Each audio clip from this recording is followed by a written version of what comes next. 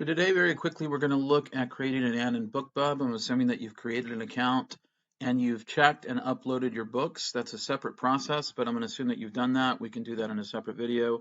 I'm going to click on Create Ad. I'm going to keep this fairly brief because I've got a time limit on the videos that I can do. I'm going to search for one of my books, An Introduction to Jewish Theology. And I'm going to click on that because that's the one that I want.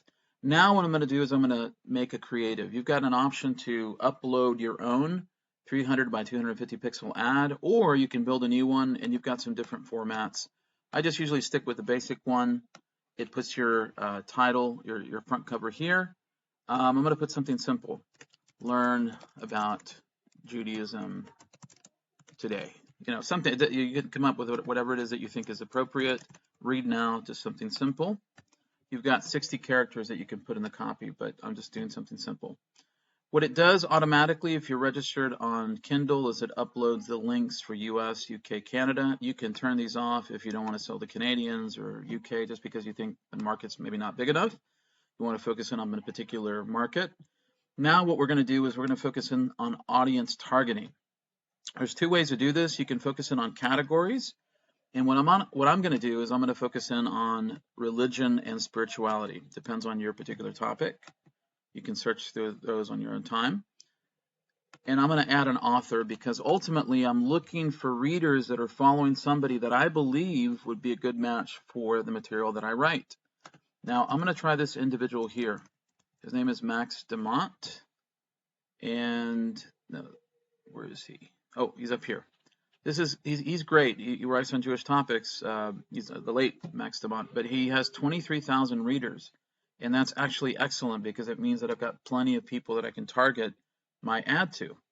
Now it tells me that my audience is defined. If I had taken off Max Demont, it would probably be like 200,000, 250,000 people, which is not good. Now in this particular case, I'm going to run my ad continuously. You can choose to do a start date, begin date, etc., end date. I'm going to do $1. I think they recommend $5, but I usually start off with $1. That's per day. And then you have the option of doing CPMs, which is cost per 1,000 impressions or cost per click. And what I do is I usually start off with cost per impressions. Now, right now, it's $10 to $15 in order to win the bid because there's other people bidding for these categories. Used to be that you could pay $5-6 and that was enough, but inflation, Putin, I don't know what it is.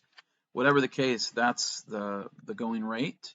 So I'm going to put Introduction to Jewish Theology, and I'll put Max Demont, and I'll put Continue, and then it'll give me your next screen where it gives me all the details. It shows me my ad. Do I really want to run it? And I will say I've read and agreed to the policies, nothing illegal, that kind of thing. And then I just create the ad. And then, as you notice, I put it up here at the top because I have about 20 ads running. Sometimes I've had many, many more. It's live because I have options of things that are drafts and paused, etc. But in this particular case, it shows when it started. There's no effective CPM because, of course, it just started. It's got to, be put in the queue to bid. Then when it's approved, then they'll start showing it to readers. Remember, this is going to go to their emails. They send out an email daily in different categories. And then at the bottom, my ad is going to show up, my remaining budget. And then once I start getting clicks, it'll start telling me you've got this much of your budget left, and these are the impressions that were served, and how many clicks you got, and what the click-through rate was. Now, I'm going to go down here because I just have a few seconds left. You can see on this particular ad, I have Forgotten Origins, which is one of my top books, and you can see it's got different stats here. So this $152 is over the life of the ad, I think, because sometimes I turn them on, turn them off, etc. But we can go over some of the stats in the future.